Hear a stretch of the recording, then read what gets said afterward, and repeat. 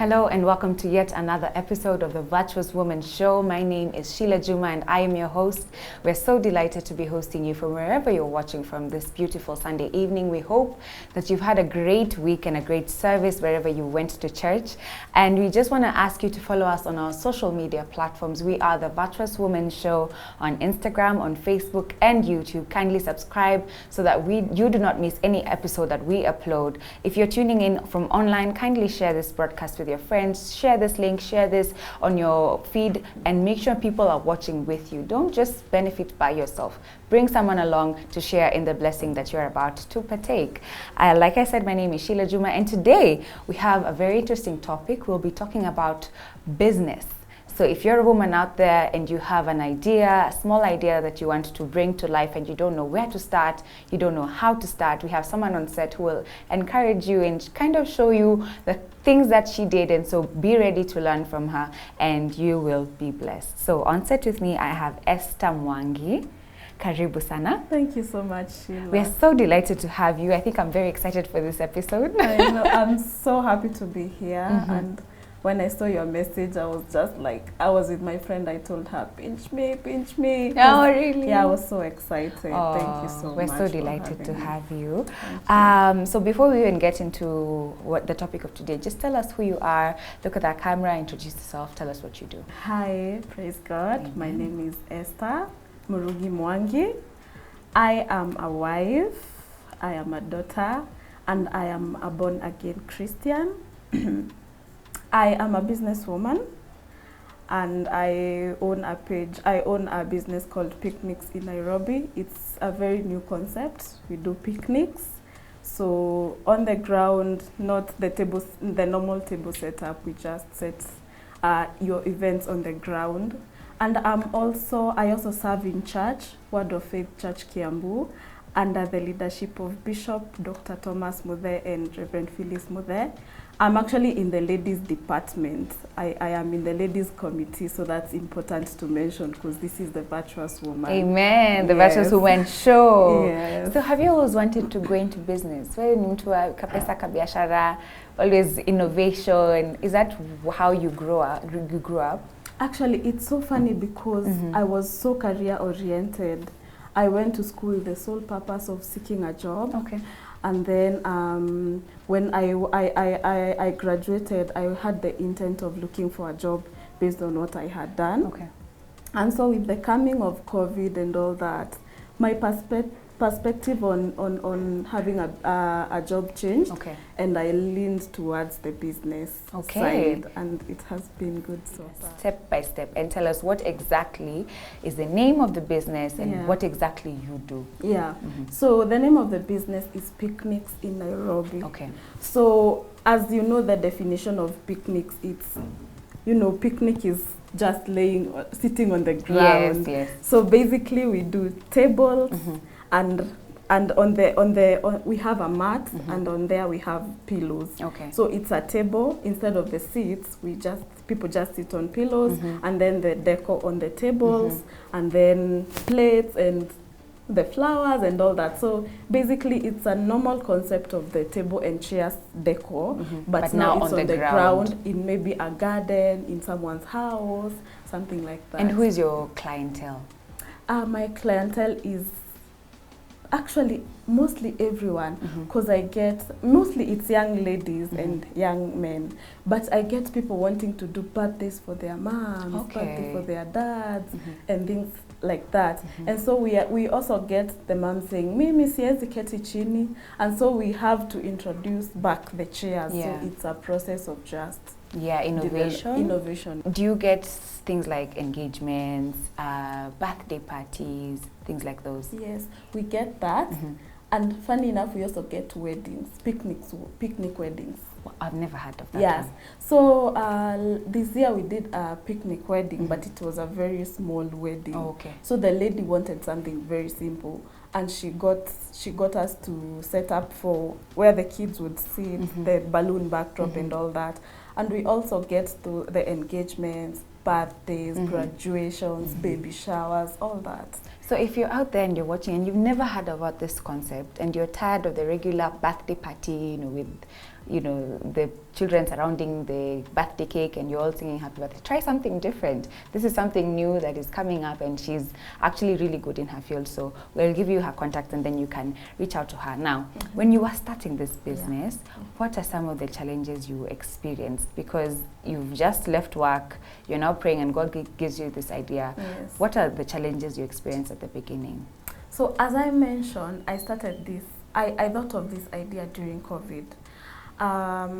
We used to go for picnics with my husband a lot, and so we were so bored in the house and we could not go out, so we actually started saying maybe we can go for picnics. And when I googled the idea, or I looked on Pinterest and saw people are doing picnics with tables, and I was like, what if I start this business as a joke? So the challenge starting the business was that it was not a common business. Yeah. So I had Googled and I had searched on Instagram whether there is such a business, and there was one lady who had started a business. When you are very few of you, you don't know where to get material, you don't know where to start, you don't know whether the business will work, and so there was the process of engaging people, asking the only people who had started the business, where did you start? But because people have worked hard, they don't want to share. People don't want to share their business secrets, which I understand. Yeah. So that was the most challenging part, getting to start and learning that the capital I had initially planned to start with is not enough. That was so challenging. But thankfully, by the grace of God, I was able to, I don't even know where the money came from. It just came. It just came, and I was able to start the business. Right. Yeah. Now, as we can all tell that this is not a normal kind of idea, how did you manage to, before we even get to your journey to getting where you are now, how did you manage to break through into a market that is fresh? People don't know about this. How did you make people buy into this idea? Yeah. That was difficult. So I remember when I introduced the idea in 2021, April, my birthday. I set up for my birthday. And I was literally waiting, because on a Saturday, people are so many in the garden. I was literally waiting for people, telling them, this is Picnics in Nairobi, take my card. Wow. Yeah. So that's how I started marketing myself. And then I started sponsoring my page. I have an Instagram page. Okay. So I would sponsor the page. After every 3 days, I would pay for the page. And then I used influencers, you know, people with a lot of following. Yeah. So I would tell them, I have this and this business.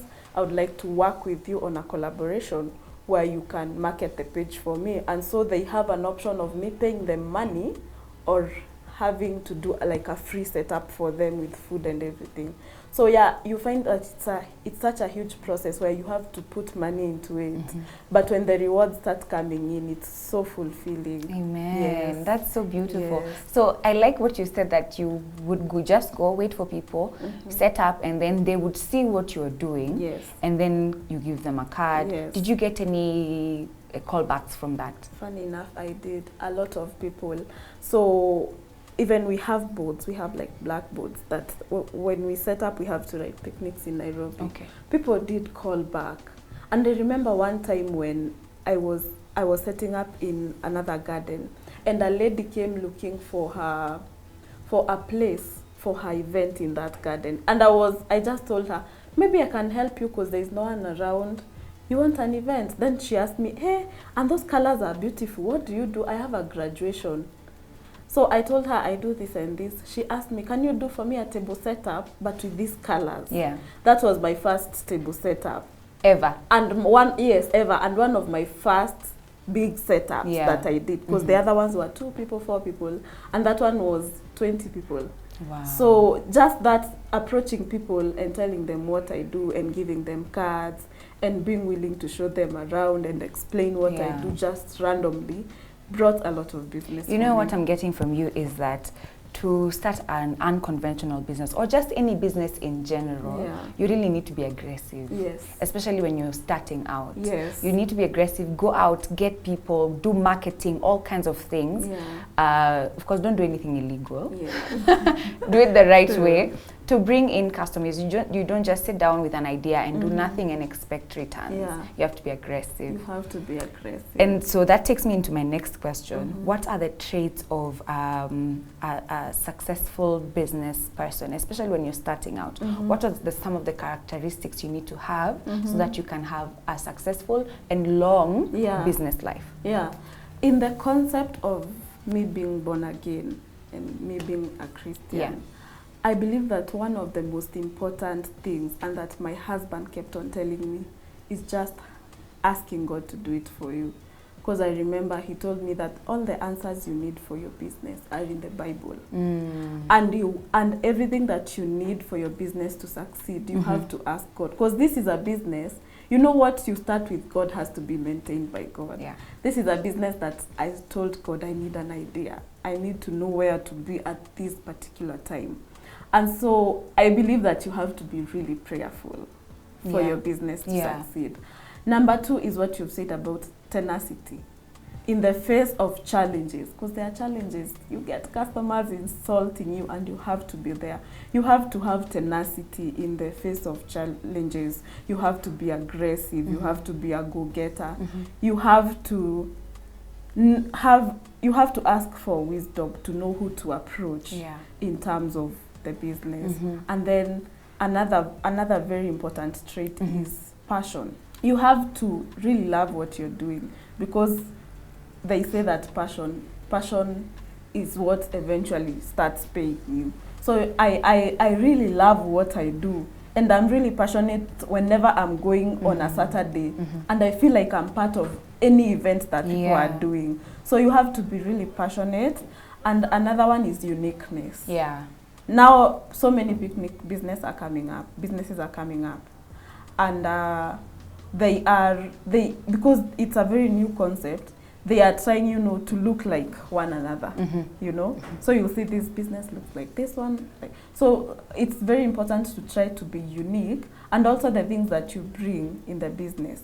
Those are like the 4 main traits that I think are so important. Just loving what you do, being unique, being prayerful, and having that tenacity, that push, because it's what helps you even in the face of challenges. There's something that you said at the beginning of this point. You talked about you as a Christian. That one of the things that you really advocate for is praying. Praying for your business. There are some people where, because they're Christians, they believe so much in prayer, which I am for, I'm not against, but at the same time, there has to be work ethic. Exactly. You have to pray and do something about it. You have to be knowledgeable when it comes to business, in your business as well, in your field. You have to be knowledgeable about your market. So how did you come about researching your business? Because it was new at that point, and you said only one person was doing it, and even when you ask her, there's not much she's telling you, because she's the only one she's dominating. So how did you research your market? What was your work ethic like when you were just beginning? Because apart from prayer, because prayer is important, but you have to work. So I started by researching on Pinterest, on Google, and I found a lot of businesses, not in Kenya, but Australia, America. Most businesses, there were very many picnics businesses, and so I saw what they used and what was needed in terms of the tables, in terms of the cutlery and everything that was needed. And so the research was the most important part, because I knew what I need to get. And so I started going to places like Isli to get the material and the dishes and the plates and the flowers.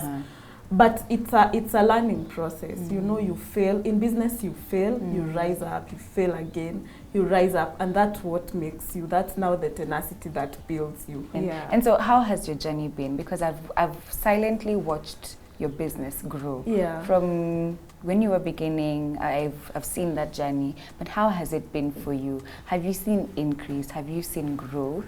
And how did growth come about? What are some of the lessons you've learned along the way? Yeah, so the journey has not been easy, but I can't complain. There has been a lot of tears, which is so common for every business. And but the most important lesson that I've learned in the process of growth is not giving up. Yeah. Because I was able to have people, and it's very important to have people who are there to tell me that, because there are days where you feel that I cannot do this anymore. There were people who are there to tell me, we are going for this setup. Yeah. And when you go to that setup and you get insulted, there were people who are there to tell me, it's okay, we are pushing on, we are moving on, we are not giving up and all that. And yes, we've really grown. We've really grown from doing setups of 2 people per weekend to having bookings the whole week. Every day of the week? Yes. Okay. And maybe you can find maybe one Saturday we have booking, we have 6 different setups. Are you serious? Yes. In one Saturday? In one Saturday, we have 6 different setups. On Sunday, we still wake up to other setups. So now you see the new challenge is how are we going to get a new car? How are we going to buy more tables? How are we going to buy more mats? So that becomes now the challenge. You said you went to school for something else. Yes. And now you're in business. You're not even practicing what you did. So would you advocate for someone to get into school, like for business, or is it something that is just in, unajua kuna ile msemo ya Wakikuyu kuna tu hiyo biashara ndani ya damu. So would you advocate school, or how can someone go about learning and getting more knowledge on starting a business? I think that there are people who naturally have that in them, but it's so important to get the skills that require you to run a business, because going on with business, you learn that there are things you need to know about the business that can only be done through training. So for myself, I did a business course. I did a 2-month business course, business management. Okay. Yeah. So it's very important to learn, because as you go on with business, you learn that there are some things you really need to learn. And you need to be trained when it comes to running a business.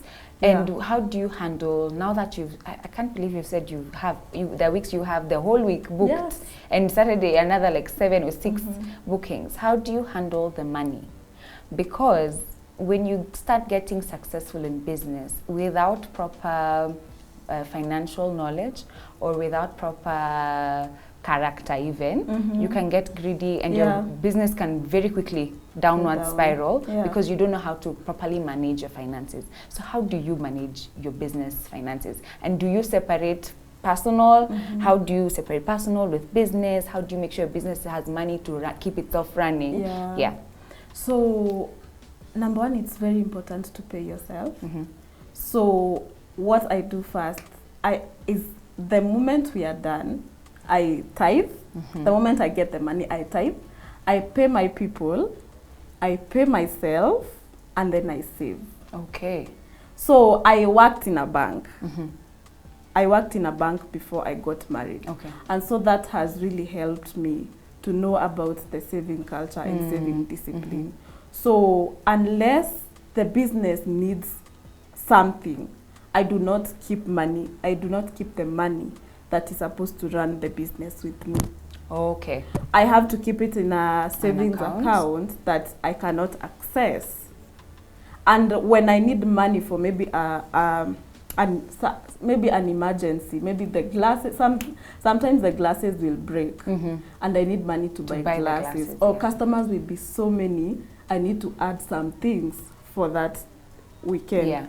And so I have learned to save, and to save in such a way that I cannot just use the money as I wish. Yeah. So I have a culture of a savings account that is locked, that I cannot access the money. And then I'm never in debt.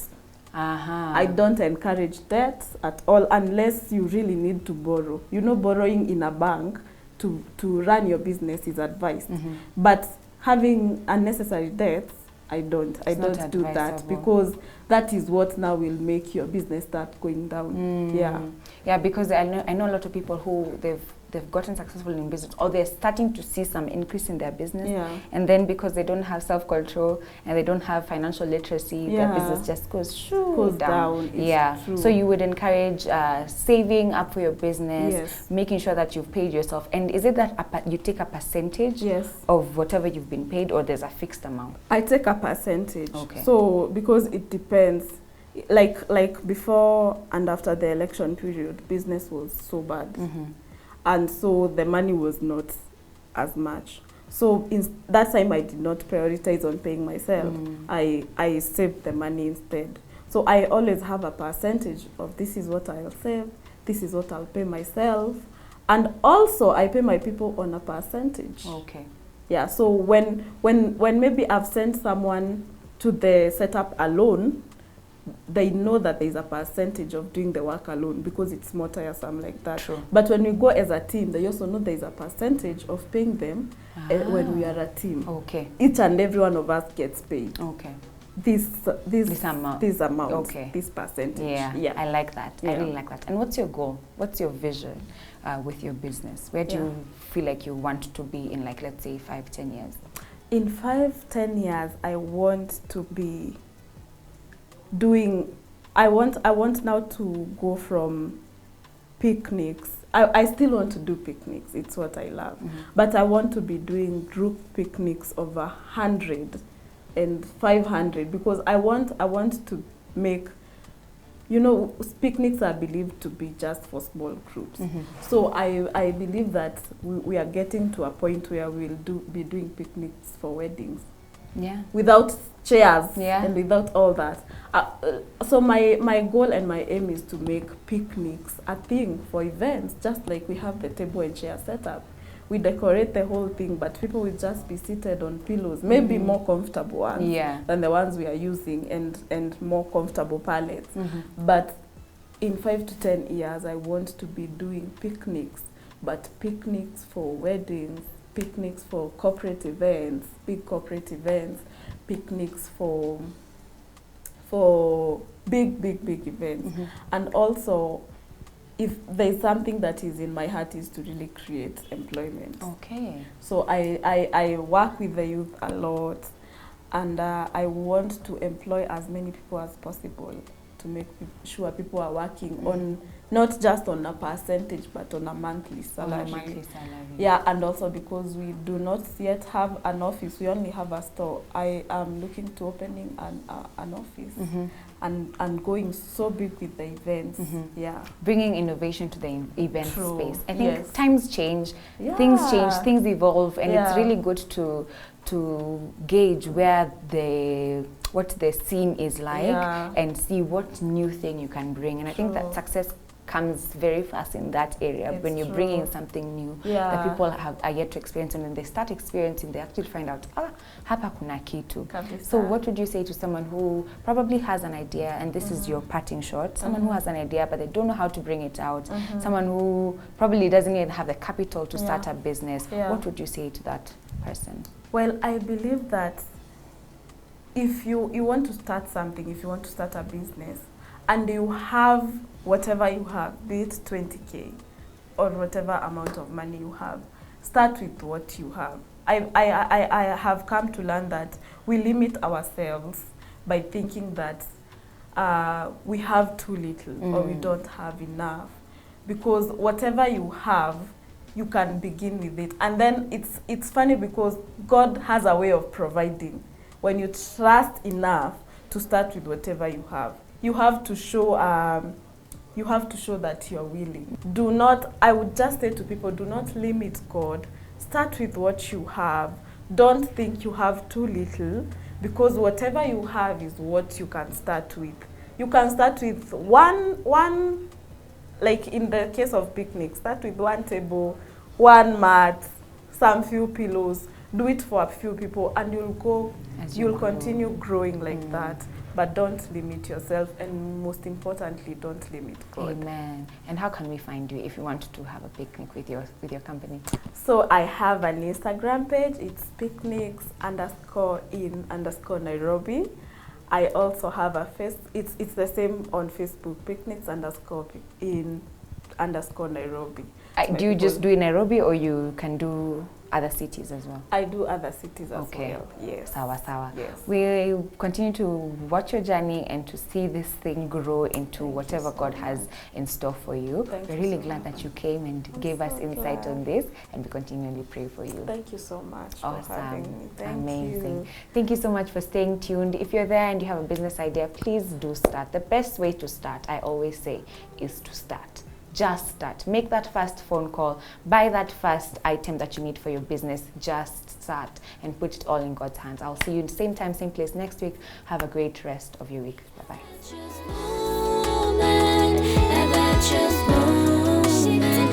a virtuous woman.